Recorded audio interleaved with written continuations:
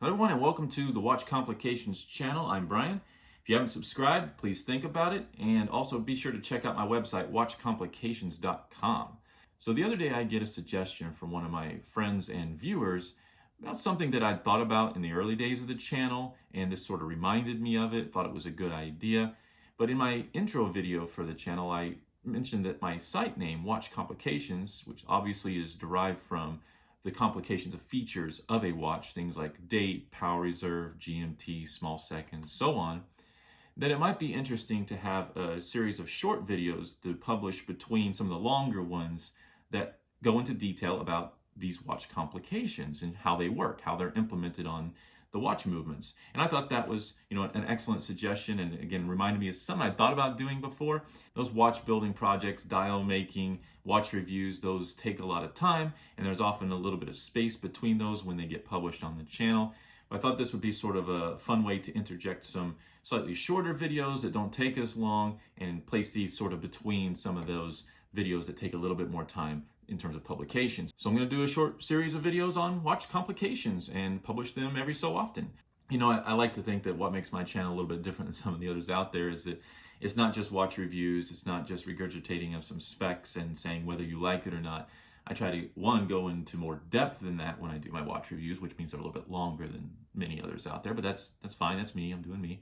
But also, I think having the variety, whether that's looming a dial, building a prototype, going through tools, reviewing watches and watch accessories, watch applications, which I did recently. And so it's just got all that variety, and I'm trying to give a little bit of everything to everybody who's really just a watch enthusiast and watch collectors and really interested in a little bit of everything. So this is just a continuation of that sentiment on this channel. Okay, one quick plug I want to do is I'd recently reviewed a watch app for iOS called Watchy. That's Watch Double E. Check it out. The review, it's linked below. I'll link to the actual app store as well. But if you are an enthusiast and you're wanting to manage your watch collection digitally, it is the best app on the market for that. It's got all kinds of cool features. So make sure you check out Watchy. Wrist check for today. I'm wearing my Marloe Moror again. I did a review of this back in mid-December 2019, and just recently in mid-January 2020, Jody over at Just One More Watch just did a review of it, and he didn't like it very much at all. And I really didn't like it much at all first. I didn't buy it for a little while because I thought, man, those hands are fat. It's kind of, weird looking. It's just different, right? It's not derivative of anything else out there, and so I wasn't sure I was going to like it. And I go through the pros and cons in my review just like Jody did. But what's weird is that I've actually worn it more in the past 2 months than any other watch. I'm using Watch to keep track of my wear rates now, which is one of those cool features of the app.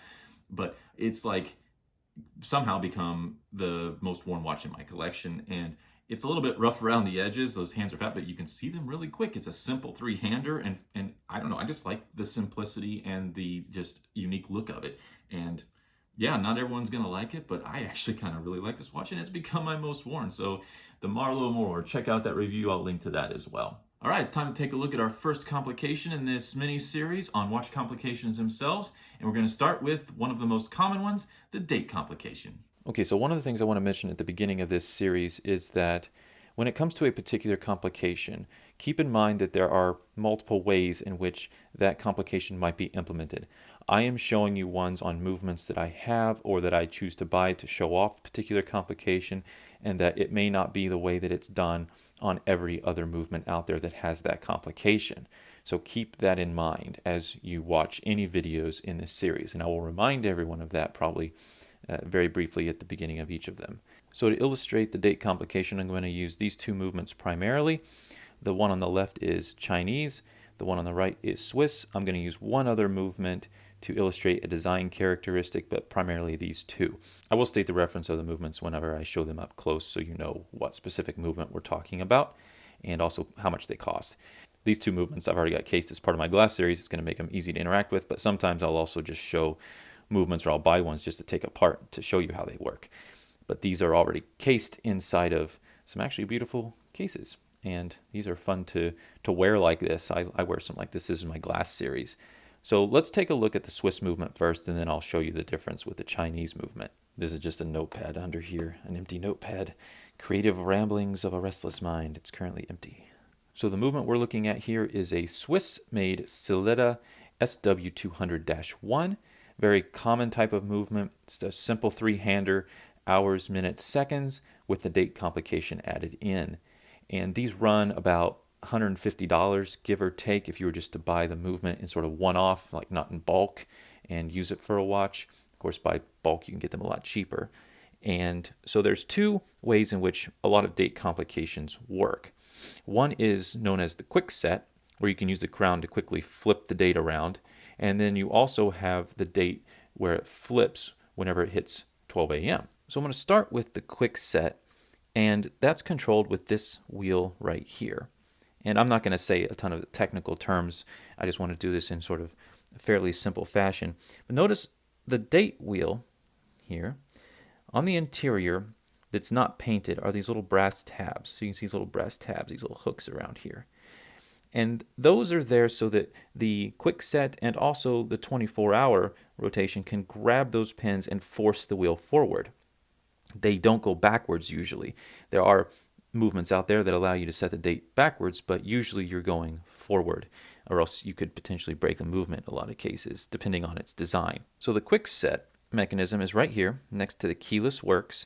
The keyless works is underneath here. It's a lot of little components that allow you to do the time setting. So it's gears and parts underneath, hidden behind the wheel, and a few other things like this little bridge right here that's bolted down, you can see. And again, I'll try to zoom in and out to show you clearly what I'm referring to. Notice that this quick set mechanism has teeth on it. And you might notice there is something that looks like a little hook right there. Let me zoom out real quick here. I'm going to show you what this sort of looks like on paper. It looks like a drawing of a hurricane, like when you see on a weather map. So you've got the hurricane, and it's often drawn in a way that's like it's got these things that come off of it like that, these hooks. I'm a terrible artist, by the way. So, and of course that's going to be rotating. Well, it's that same sort of notion, except the way it's designed on a watch is here you get this circle, and you've got these hooks that point out the other way. So this is if it was spinning counterclockwise. I suppose that would be the case in the southern hemisphere as opposed to the northern hemisphere. But this is the sort of the look of this component that sits on top of that gear. Now, the keyless works is going to interact with the gear, turn the gear, which this is sitting on top of it, and this will rotate, and this hook will grab one of those brass pins sitting out on the date wheel. It will hook onto that, and as this spins, it will force that wheel forward and turn the date wheel down this way. So let's take a closer look at this, and I'll show you how that looks up close.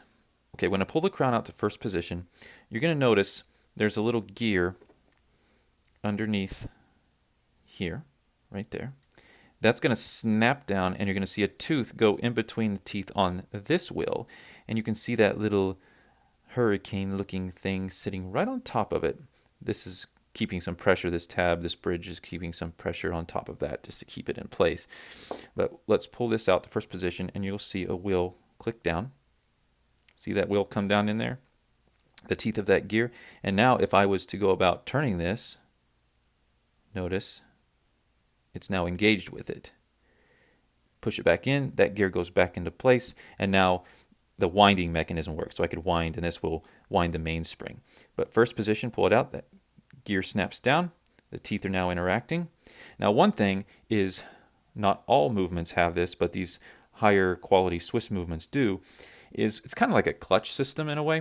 So I'm going to turn this the wrong direction, and I want you to see what happens. When I turn this the wrong direction, notice those teeth pull the gear out of place so that it doesn't interact with the teeth in a negative way. So these aren't grabbing the date wheel and trying to spin it backwards. So I'm turning counterclockwise. It's kind of like a safety mechanism built into it so you don't hurt the movement. Not all movements, particularly lower end movements, don't have that. So if you turn the wrong direction, you could break something. Now I'm going to start turning it clockwise, and you'll notice that it moves back into place. Okay, and here you can see my little hurricane looking component there, you're going to see one of those arms grab the brass tab and move it forward. And there it snapped right to the next date. You can turn it again. You see there's one on each side, kind of think of it as 6 and 12, right? Or 12 and 6. It's got one on each side of the circle. That one grabs it, moves it forward. This one grabs it, moves it forward. And that's how the quick set works on the watch movement. And then we push it back to home base. Then the keyless works goes back to its normal state. So that is how the quick set mechanism works on this Swiss movement. One of the things I want to make sure I cover in these videos when I show a complication is how to properly set it, given the exact movement that I'm looking at. And the way to go about properly setting the date on a mechanical watch like this with this movement is you first want to quick set to the day before today. So first it's like today's the 24th. So I need to quick set it to the 23rd, and then I will use the hour hand to then get exactly where I want in the given day. Now, usually you don't want to set the date, quick set the date, between the hours of 10 p.m. and 2 a.m. because a lot of movements during that time, the movement is setting the date itself with this component over here, this wheel. And quick set and this mechanism over here, both of these are interacting with the date wheel. And if you try to, sometimes on some movements, if this is about to flip because it's 12 a.m., 12 in the morning, and you then go to try to quick set it during that rotation, you can potentially damage the movement. So you want to make sure that you're around like 6 o'clock or something like that. And if it's just regular, 12 hour, there's not a 24-hour indicator anywhere on the movement, then you don't want to set it. Like I normally wouldn't want to set it where it is right now because it's just a little after 12. And usually, nice high quality movements, they're going to flip the date exactly at 12. But it can happen a little bit before, it can happen a little bit after. If there's multiple complications like day and date, one of them might flip at 12, another might flip at 1 a.m. So you just got to be careful with that sort of thing. I can see right now this is 12 noon because of the location of the little arm on this wheel right there. And so I wouldn't damage it if I quick set it right now, but let's say I had a dial on this and I didn't know for sure if it was, AM or PM. So I'll take this out to the time setting position, which is all the way out, and I'm going to get this past danger land, I'll call it. Okay, I'm going to pull this out to the quick set, first position, and again, I'm going to take it to the day before today, so the 23rd, because today is the 24th, and I'm going to quick set this, so I'm going to snap the date around to the 23rd, like so. And then I'm going to pull out all the way to the second position, which is my hour and minute time setting. And I am going to rotate this. Now notice, here's how the movement sets the date on its own, not the quick set. I've got this wheel over here. It also interacts with the date. So you notice this wheel over here, it's got a little outcropping on it.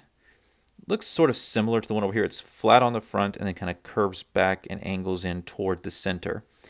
And you'll notice that as I move the hour forward, that wheel is spinning, right? So this gearing here with the main times keeping is connected to this wheel, which is connected to this wheel. Again, there's names for all of these things. I'm not going to get into the technical details of which wheel is what. But as I move the hours forward, this wheel is going to rotate and it's going to hook onto the brass tab there and snap the date forward. And if the person putting the watch together aligned the hands correctly, then it should do so right around 12 o'clock. So you see it getting close there. And now that gear, that little outcropping, we'll call it, is now just starting to touch the tab between the 4 and the 5. And it will take a little bit of time. See, it's about 9 o'clock right now. And so this is going to start showing pressure on the date wheel. As I move it closer, it's sitting right there. Now I'm getting past 11, close to 12. You can see the date wheel starting to move, it's it's starting to millimeter forward. And as I get to 12, you'll see that snap. Okay, flip the date to the 24th, which is today, right at about 12 o'clock. Now you can see the tab is right there with the 5. And as I continue moving this around, it's going to circle back around. Of course, I could go all the way around until it gets to the next day, and it will snap it forward. Other thing I want to say, let me move this around. So this is going to 12 noon. Let's say it's in the afternoon. There's 12 noon. And then get back around into the evening, afternoon and evening, 6 o'clock in the evening. Now, then you would set it to whatever time it is, and then push the crown back in, and you're at the right time. And so that's the proper way to go about setting the watch. Quick set to the day before, and then go around with the hour and minute hands until it snaps to today's date, and then you can go to the specific hour, so you know whether you're at the correct AM or PM. One other thing I want to point out is that, you might see me do this in some of my earlier videos, putting watches together, is when do you put the hands, or how do you align the hands correctly? If a movement doesn't have a date complication, you don't have to worry about it. You just align the hands at 12 o'clock, the hour and the minute. But if it's got a date complication, it matters. And when you want to put the hands on is you would slowly take the movement to 12 o'clock, get here, and whenever it snaps over like that, then you would align the hands at 12 o'clock. At the end of the day, it doesn't matter too much for me on a watch like this as long as it's close. But you would, as soon as that wheel snaps over, you stop moving the crown, and that's when you align the hands to 12, so it flips as close to 12 as possible. Again, another reason I took this back to 12 is to show you sort of another safety mechanism that's built into this. This is kind of spring-loaded, you might think of it that way. But notice what happens if I turn backwards. Again, it's sort of a safety feature so you don't hurt the movement. But notice that little arm as I move the time backwards. Of course, it's curved down. The squared side is on the front so that it can grab the tab on the date wheel and push it forward. But if I go in reverse, notice it's going to start to disappear as the arm presses against the tab, and what's going to happen is it's going to sort of squeeze down behind it, and it's going to go backwards. There it popped back out, you can see, but it didn't hurt the wheel in any way. So you can take the time backwards. Now, if I go forward, what's going to happen is it's actually going to set it again, force it forward like that. So you could technically set the date that way, but not all movement. You got to be careful. It depends on the movement, whether it has these safety mechanisms like the wheel spinning out of the way here, or this sort of spring-loaded functionality where it will not damage it if it goes backwards around 12 o'clock. But that's going to depend on the movement. This Sellita 200 series is really a Swiss clone of the ETA 2800 series, and with Swatch Group no longer really authorized, I guess, to offer movements to other watch companies in this coming year, 2020, then you're going to see a lot more Sellita movements, and there's already a ton of them out there. They're really great. I love Sellita movements, and they publish their specs, and they give you all the information about it. They're reasonably priced for Swiss movements. I really like Sellita. They're good quality, but the ETA movements are going to get a little bit harder to just buy on the open market because they've sort of been locked down in terms of who they can sell the movements to, basically keeping it within their group. So this is a nice high quality Swiss movement and fairly easy to find, buy, get a hold of, and use in watches. Now, another one I want to look at just to show you the difference is a much cheaper movement. This is a Chinese movement. This is the DG2833. The Sellita can be had for, like I said, around 150 bucks. This one is more like 30 to 40 bucks, and so a lot cheaper. So on this lower cost movement, I'm not going to take it completely apart to show you. You can get the same idea. Now, one thing we'll mention that the mechanism for quick setting on the Sellita movement is, laying flat here against the surface.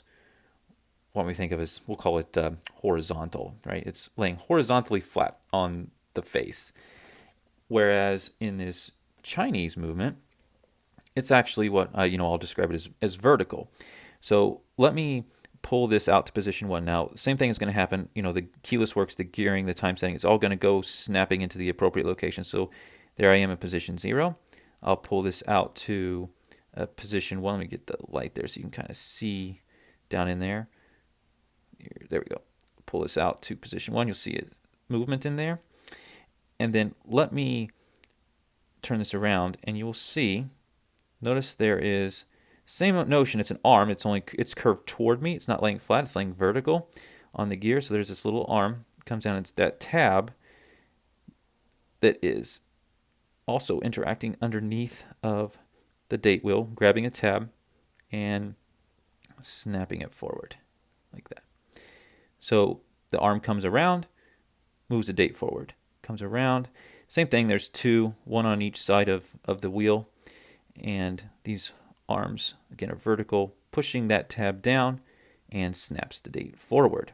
Okay, if I go backwards, it basically snaps out of the way. Although these are cheap Chinese components, those pieces of metal break pretty easily if you interact with them. So if you do this enough, you might break that piece of metal. It's much more robust if you turn it the right way. So you got to be careful with these sorts of movements. And then just like the quick set, we have the same notion over here with the actual 24-hour time that will set it automatically when it reaches 12 o'clock or close to it. Now, the irritating thing about these Chinese movements is when you're setting them is you can, as soon as the date flips, you align everything to 12, you set it, looks good.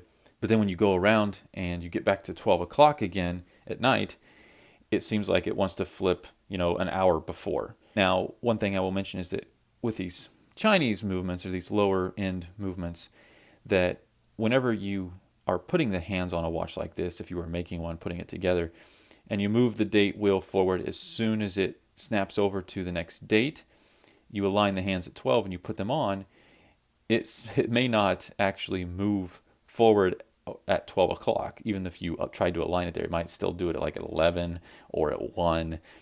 They're not the best quality in terms of staying true to 12 o'clock, even if you align it correctly and go through the process correctly. You might see that here with this particular movement. So I did align the hands at 12 initially, but it's probably going to flip close to it, sometime between 11 and 12. So here is the same mechanism as was on the Sellita movement that is going to rotate. It's got a tooth in there that moves forward and will grab the interior tab on the date wheel and progress it forward whenever it hits 12 a.m. So we're in position 2, and you'll see that wheel turning now as the time gets around to 12 o'clock. Notice there is, kind of see it in there, same sort of notion. There's a little arm in there that will grab onto the tab. I'm not going to take this one apart. You'll see it start to show some pressure, moves a little bit of the way. You see that date wheel starting to move, and then this is about getting close to 12. Yeah, so about 15 minutes before 12, it snapped over to the date. So that's same thing, same idea, same implementation, general, but just a much more robust and smoother and higher quality implementation on the Swiss movement. These movements I've shown have the date at 3 o'clock, where it is visually set. You might have a date at 6 o'clock. A lot of movements have the date at 6, and what you need there is a date wheel that has the dates not written this way on the circle, but written so that they would appear correctly and flat, I'll call it, at 6 o'clock. Or if you had it in a different location, like there's this love sometimes for putting things like at 4, around 4, 4:30, something like that, like on this one. So this is a 24-hour at the top, and then we've got a power reserve right here, and then you can see there are multiple holes cut. This would be the date at 3 o'clock. So you could take a movement like this and put a date wheel in it that's meant for the movement to show the date at 3 o'clock, or in this case, the wheel that was printed and put in the movement is meant for showing the date around 4:30. And so you can have these date wheels printed in a way so that it could show in different locations correctly on the movement. That's going to vary based on the exact movement you're dealing with. That's the other design feature I wanted to show. The date complication. It's interesting. The Swiss movements are great because they have these safety mechanisms built into it to help protect the movement. And then there's the Chinese ones as well, but they're just not the same level of quality. But still looks interesting, still fun to play with. If you're going to mess around with this stuff, I recommend getting a low-cost Chinese movement to play around with first, and get familiar with them and how they work, and then you can start tinkering with the higher end Swiss stuff. Yay! Until I really got into watches, I hadn't thought too much about, well, what's going on inside? How is, what's actually turning or moving in there, and how is it doing that, inside of the watch, underneath the dial, what's going on? Until I really got into watches, I really hadn't thought about it much. But what I want to do in this series, obviously, is take a close look, take the mask off, take the dial off, and see how these things are actually working underneath. So I really hope you enjoyed this up-close look at a couple implementations of the date complication. Thanks everyone for joining me. Subscribe if you haven't. Go to watchcomplications.com. Check out all my content there. Follow me on Instagram at watch_complications. Leave comments. I love interacting with my audience and helping people out. Maybe suggest a complication you'd like me to take a close look at. But I'm really looking forward to going through a slew of complications in this series, seeing how they work, and hopefully you'll find it interesting. I know I do.